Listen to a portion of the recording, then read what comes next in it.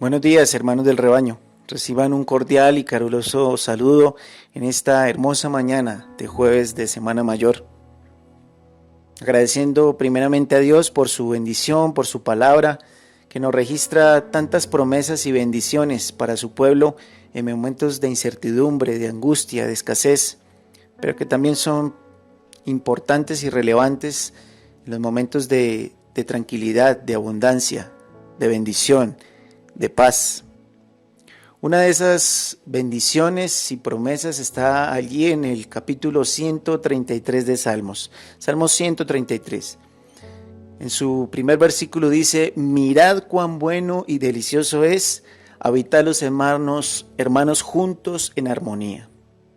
Si bien es cierto, por las circunstancias no podemos estar juntos físicamente, sí que lo podemos estar y en armonía a través de la meditación de su palabra, que es la razón por la cual se ha creado este grupo de WhatsApp y en el cual tenemos la oportunidad de compartir esa armonía, de entender que tenemos, según el Evangelio, según el Nuevo Testamento, un mismo Dios, un mismo Señor, un mismo bautismo, y es el mismo Espíritu que inspiró a aquellos que hablaron su palabra y que ahora nos pueden inspirar y entender, ayudarnos a entender lo que quiere decirnos para estos días de reflexión. Estaremos mencionando 4 episodios previos a la crucifixión y muerte de nuestro Salvador Jesucristo. 4 episodios que fueron relevantes y por los cuales los evangelistas lo registraron allí en sus escritos del Nuevo Testamento. El primero es el lavatorio de los pies, que está allí en capítulo 13 del Evangelio de Juan. Los otros 3 están registrados en el Evangelio de Lucas, y aunque están también en los otros evangelios sinópticos, voy a tomar a Lucas como guía. El segundo entonces episodio es la Cena del Señor. El tercer episodio es la oración de Jesús en el huerto de Getsemaní.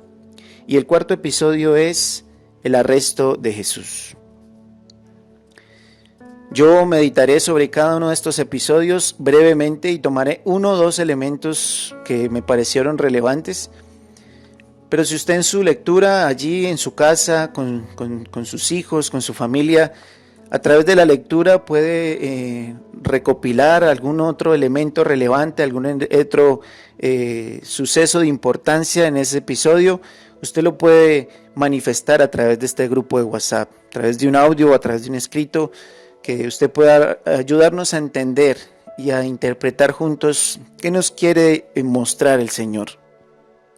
También, si usted tiene un episodio o 2 que para usted han sido importantes en su vida a través del aprendizaje de la palabra en este tiempo, entonces usted lo puede mencionar también a manera de testimonio y compartirnos por qué este episodio de los 4 es importante y relevante para usted.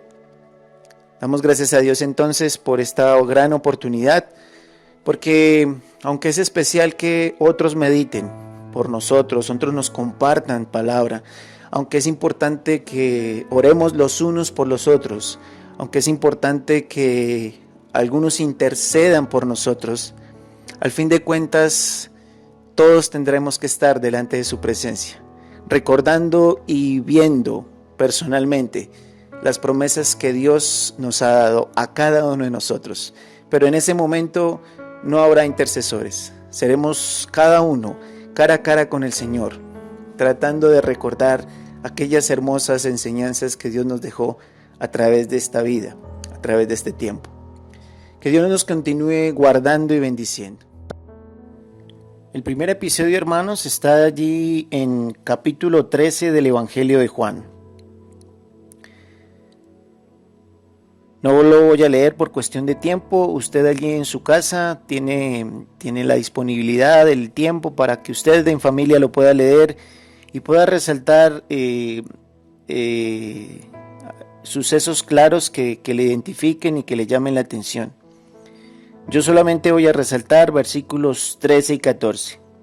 En general, este capítulo es uno de los ejemplos y una de las enseñanzas claras del Señor a sus discípulos, y no solamente a sus apóstoles del momento, sino a toda la iglesia que él fundó. Y ese es el ejemplo del servicio, el testimonio del servicio, en el cual Jesús asumió como responsabilidad y lo mostró, lo ejemplificó para sus discípulos, para sus apóstoles. Es un ejemplo en el cual nos permite entender la intención de Dios, nos permite entender el trabajo de Dios. En parte del Evangelio mismo de Juan, nos permite reflexionar y dice Jesús que hasta ahora Jesús trabaja y Dios trabaja. Entonces parte de ese trabajo del Señor que vino a hacer fue servir. Y es el ejemplo que quiso transmitir entonces a sus apóstoles, a sus discípulos. Versículos 13 y 14 dicen: vosotros me llamáis maestro y señor, y decís bien, porque lo soy. Pues si yo, el Señor y el Maestro, he lavado vuestros pies, vosotros también debéis lavaros los pies los unos a los otros. He querido resaltar estos dos versículos porque creo que encierran la esencia central de este pasaje. Es un pasaje en el cual nosotros como iglesia a través de la historia no lo hemos entendido bien, o por lo menos no lo hemos querido entender. Porque aquí es claro la intención de Jesús, es clara la enseñanza de Jesús. Pero a través de la historia la iglesia, en vez de servir y tomar la posición de siervo, se ha convertido en señora. A través de la historia la iglesia, en vez de tomar la posición de servir a sus semejantes, ha tomado la posición de incógnita, de ser expectante, de ser observadora, simple observadora de las diferentes circunstancias que se presentan en el mundo. Y entonces Jesús a través de este ejemplo nos menciona una visión clara de la iglesia, una visión clara de cada hombre, cada mujer que es llamado a servir en su reino, tiene este primer llamamiento, el llamamiento de servir, en donde Él se presenta como Maestro y Señor y en donde es claro que Él lo afirma como tal. Pero entonces la conclusión del versículo 14 es obvia, es justa, es clara. Pues si yo, el Señor y el Maestro, he lavado vuestros pies, vosotros también debéis lavaros los pies los unos a los otros. Un acontecimiento que era resguardado para siervos, Jesús toma el valor de siervo. Un trabajo que era dedicado para esclavos, Jesús toma ese trabajo de esclavo. Pero tratando de dar una enseñanza, no era un ejemplo absurdo, un ejemplo insulso de humildad pasajera o externa. Era un ejemplo en lo cual representaría no solamente esto que estaría haciendo acá, sino el servicio de ir a morir por la humanidad, aunque no lo merecíamos. Se ejemplificó como siervo hasta la muerte, aunque era Señor y Dios. Entonces quiero dejar estos versículos de meditación y como ya mencionaba en la introducción, si usted tiene otras cosas que resaltar de este pasaje, por favor no duden en ponerlo, no duden en representarlo a través de su texto, a través de su voz, porque de pronto puede ser importante para alguno de nosotros. Continuaremos entonces con el segundo episodio. El segundo episodio está registrado en Lucas capítulo 22 del 7 al 23, versículos del 7 al 23. En la versión Reina Valera aparece el subtítulo de Institución de la Cena del Señor. En otras Biblias aparece Institución de la Santa Cena. Y hemos conocido esta celebración en nuestro medio más como la Santa Cena. Sin embargo, creo de primerazo que hay que entender que es más práctico hablar de la Cena del Señor que de Santa Cena. Por razón de que cuando hablamos de Santa Cena, el primer término ya implica tácitamente un limitante, no solamente para los no creyentes, sino aún para su pueblo, la iglesia. Hemos tenido dificultades con el entendimiento de lo que es santidad. Y al hablar de Santa Cena, de por sí se centra en el evento, en el hecho como tal, en la celebración en sí misma. Pero cuando hablamos de la cena del Señor, no se centra en el hecho, se centra en la persona. Y creo que cuando se centra en la persona, que en este caso es el Señor Jesús, convoca. Cuando se centra en la Santa Cena, a veces tiende la tendencia a aislar. Y eso tiene efectos de entendimiento aún para los no creyentes. Es más fácil acercarnos y entender la cena del Señor porque entendemos al Señor Jesús con toda su misericordia y amor. Pero de primerazo a veces nos cuesta trabajo entender la santidad misma del Señor. Es algo que se viene dando con el tiempo y es algo que viene creciendo en la medida que nosotros vamos madurando en la relación con Dios. Entonces creo que es más pertinente hablar de la cena del Señor en todo contexto y por cuestiones prácticas. Dicho esto, solamente quiero leer los versículos del 15 al 20 porque traen dos elementos que quisiera resaltar, dos elementos centrales. Y dice así: y les dijo: cuánto he deseado comer con vosotros esta Pascua antes que padezca, porque os digo que no la comeré más hasta que se cumpla en el reino de Dios.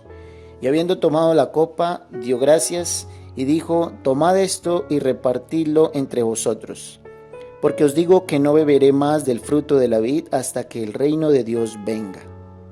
Y tomó el pan y dio gracias y lo partió y les dio, diciendo: esto es mi cuerpo que por vosotros es dado. Haced esto en memoria de mí. De igual manera, después que hubo cenado, tomó la copa, diciendo: esta copa es el nuevo pacto en mi sangre que por vosotros se derrama. El contexto donde se presenta este episodio es en una fiesta judía llamada la Pascua, que para los que hemos entendido y escuchado de la Escritura, sabemos que representó esa celebración de la liberación, de la protección de Dios ante el ángel de la muerte, que fue enviado por el mismo Dios para castigar la desobediencia de parte de Faraón, a dejar salir a su pueblo. Y por lo tanto, Dios decidió castigar a los primogénitos.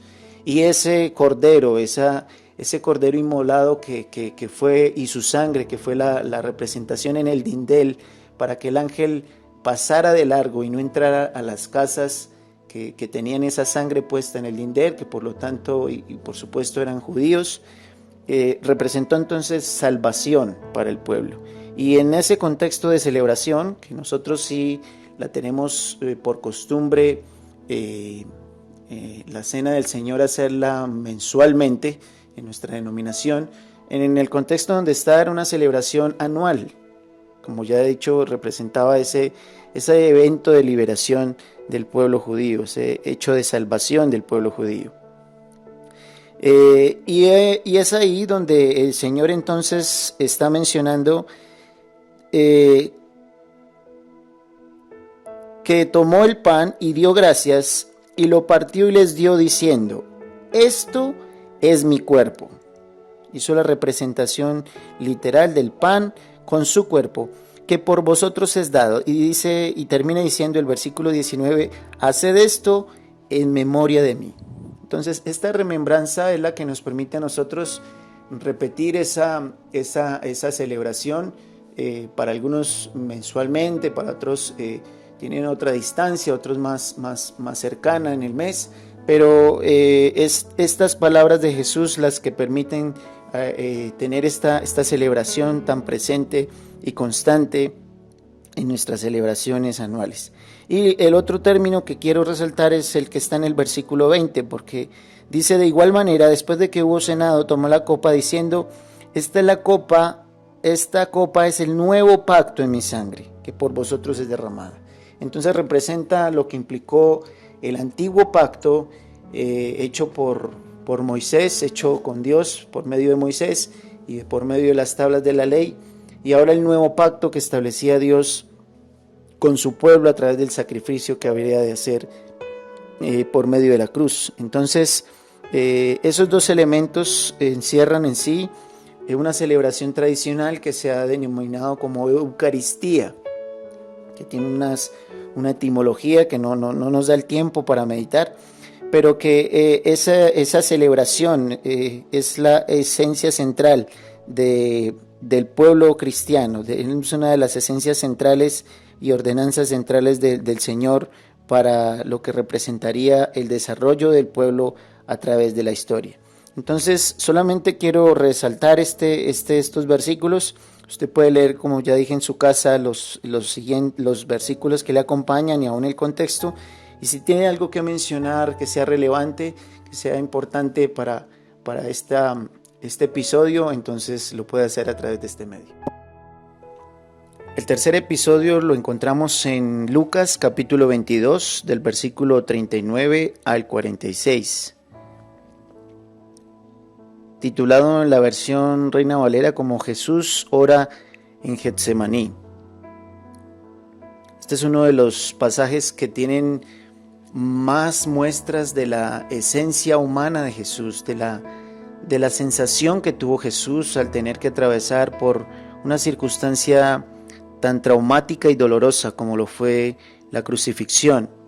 Muestra su humanidad en pleno, muestra su esencia como ser humano y la tendencia natural a tener temor y miedo por un evento que no representaba un simple paso, una simple decisión, implicaba su propia existencia, su propio condición de seguridad.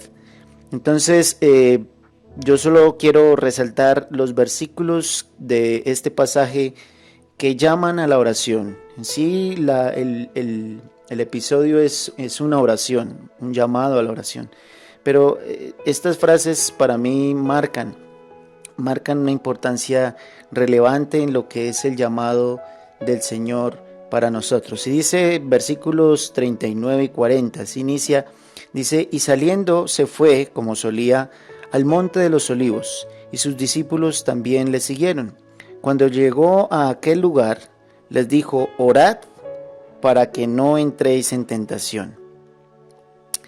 Creo que es uno de los llamados de Jesús constantes a sus discípulos.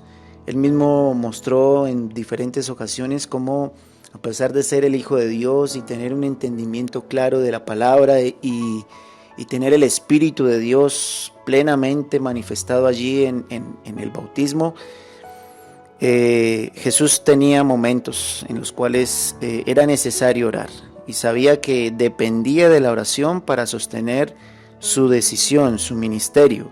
No dependía de sí mismo ni de su fuerza para hacer lo que hizo. Entonces igual anima a sus discípulos en la frase orad para que no entréis en tentación. Más adelante, los versículos 44 al 46 dice que aún estando en agonía oraba más intensamente y era su sudor como grandes gotas de sangre que caían hasta la tierra. Cuando se levantó de la oración y vino a sus discípulos, los halló durmiendo a causa de la tristeza y les dijo, ¿por qué dormís? Levantaos y orad para que no entréis en tentación. Repito otra vez el pasaje de Lucas. Entonces, creo que ha sido algo que ahora en estas circunstancias ha convocado a su pueblo.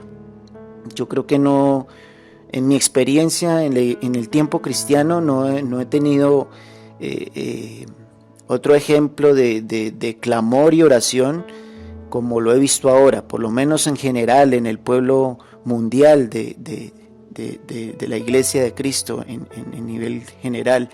He visto oraciones puntuales y nos han llegado información de oraciones muy puntuales en diferentes momentos y de hecho tenemos que reconocer que otros ministerios cristianos tienen esta tendencia y este llamado de parte del Señor un poco más firme, más fuerte.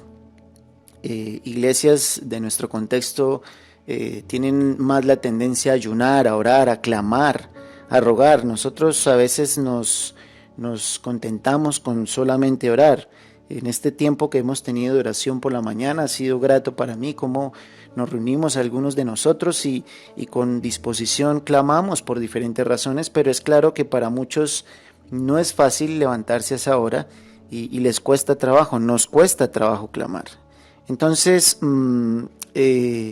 Es una de las cosas que ahorita se realza por las circunstancias actuales, pero es algo que el pueblo de Dios debe tener como costumbre, no solamente por el llamado que hace Jesús a la oración y el llamado que hace Dios a la oración desde el Antiguo Testamento, sino porque es parte esencial de la espiritualidad, es parte esencial del sostenimiento de la espiritualidad.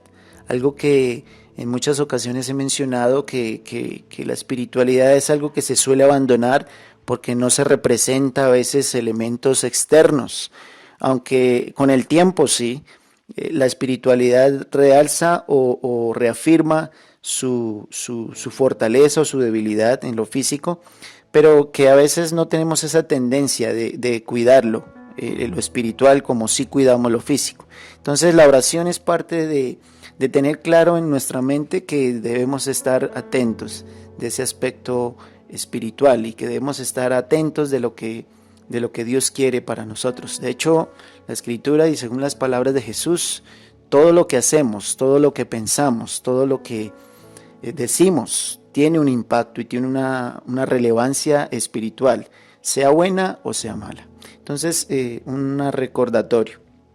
Meditemos los otros versículos y si hay algo que decir, aún de estos mismos versículos que acabo de mencionar, no duden en decirlo, hermanos, y reflexionarlo allí con sus familias en esta hora. El cuarto y último episodio de esta meditación está en Lucas capítulo 22, versículos 47 al 53. Tradicionalmente se han reconocido más los anteriores episodios y este episodio no se ha tenido tanto en cuenta en la tradición que remembra las últimas actividades de Jesús antes de su crucifixión. Pero yo lo he querido tomar en cuenta por dos elementos que presenta acá, dos razones. El primero es que aquí está el cumplimiento de algo que Jesús había mencionado en la cena, era que iba a ser entregado. Entonces aquí se presenta en este episodio Judas claramente con un grupo de gente, una turba, lo presenta aquí Lucas, tratando de capturar a Jesús. Y era algo que Jesús había predicho aún en ese tiempo tan especial de la cena, lo mencionó. Y mencionó el nombre de quien, a sus discípulos, el nombre de quien por nombre de quien había de ser entregado. Y el segundo elemento es una denuncia que hace Jesús, un reclamo que hace Jesús, porque me parece importante que Jesús, aún en medio de su condición, siempre tuvo argumentos para plantear no solo la verdad y la doctrina, sino que en medio de las palabras de Jesús se encuentran muchas palabras que hablan del sentimiento de Jesús, de la frustración que muchas veces experimentó Jesús, del sentido a la lógica que aplica y apela a Jesús a muchas de las reflexiones que él hacía, al sentido de que a veces los seres humanos, y nos suele pasar hoy en día, nos desligamos hoy en día del sentido común de las cosas. A veces asumimos el mismo reino de Dios como algo místico, como algo a veces externo, y por eso muchas veces no nos comprometemos, porque no lo vemos que sea a veces tan práctico para nosotros. Pero en la vivencia de Jesús tenía enseñanzas muy profundas, muy espirituales, pero parte de sus palabras también se referían a cosas muy prácticas, a reclamos simplemente justos.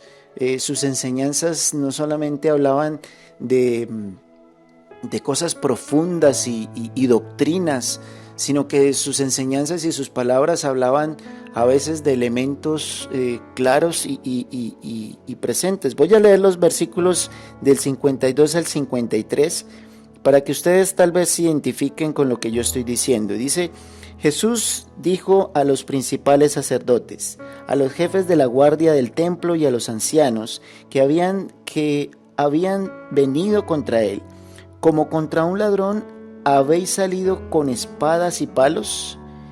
Habiendo estado con vosotros cada día en el templo, no extendisteis las manos contra mí, mas esta es vuestra hora y la potestad de las tinieblas. Entonces, veo aquí a un Jesús no solamente hablándonos de doctrina, hablándonos de, de los asuntos que mencionaba la ley, del cumplimiento de las escrituras, sino que como ser humano presenta un reclamo justo, un reclamo que para Jesús le parece inaudito, porque para Jesús le parece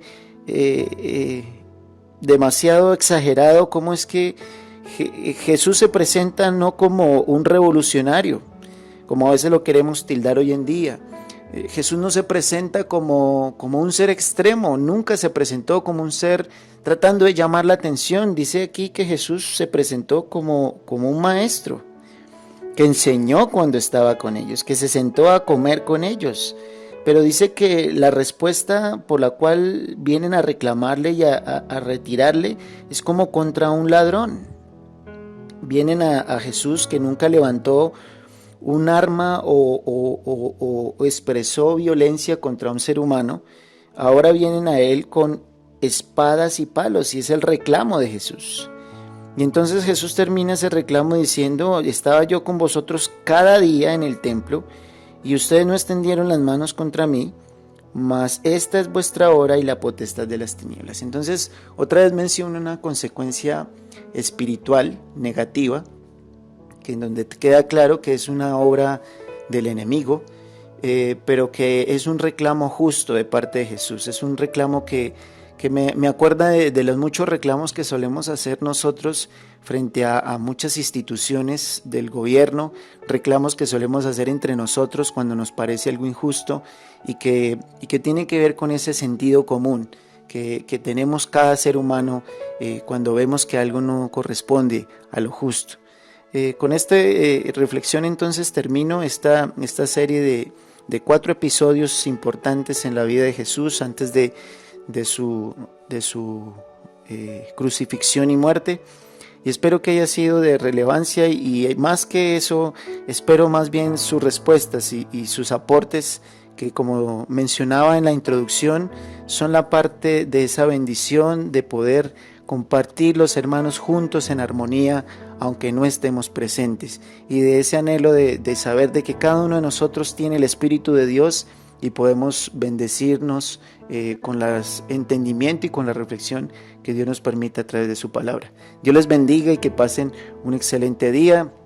Mañana tendremos un tiempo especial, como ya lo anunció José Manuel, de reflexión comunitaria, en donde se ha preparado otra forma de reflexionar, y creo que va a ser muy grata para nosotros.